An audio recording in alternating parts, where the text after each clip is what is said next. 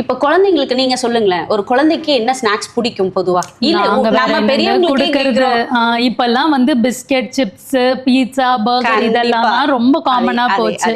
கண்டிப்பா எல்லாருமே இத வந்து எல்லார் வீட்லயுமே நம்ம வந்து எப்படி சொல்றதுன்னா, பிஸ்கட்ஸ் இல்லாத வீடே கிடையாது. எக்ஸாக்ட்லி இல்லாத வீடே கிடையாது.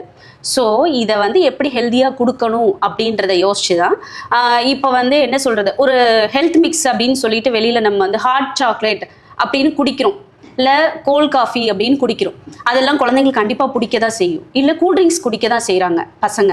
அதை எப்படி ஃப்ளேவர்ஃபுல்லாக கொண்டு வர்றது, நேச்சுரல் ஃப்ளேவரில் கொண்டு வர்றது, நேச்சுரலாகவே இருக்கணும், கலர்ஃபுல்லாகவும் இருக்கணும்.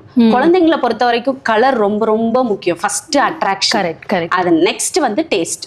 அது சுகர் இல்லாம முடியாது அப்படின்றது. அந்த சுகர் கிரேவிங், அந்த சுகரை வந்து எந்த மாதிரியான விதத்துல குறைச்சு கொடுக்கலாம், ஹெல்தியா கொடுக்கலாம். இப்போ சாக்லேட்ஸ் அப்படிங்கும் போது டார்க் சாக்லேட்ஸ்ல கொடுக்கலாம். அதுல வந்து எவ்வளோ சுகர் இருக்கு, ரொம்ப கம்மியாக தான் இருக்கும்.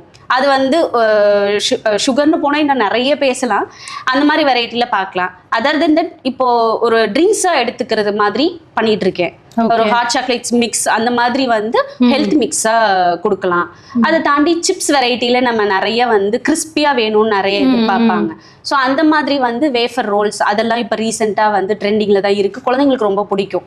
அது மாதிரி ட்ரையாக அந்த மாதிரி பண்ணிட்டு இருக்கேன். குக்கீஸ் பண்ணிட்டு இருக்கேன்.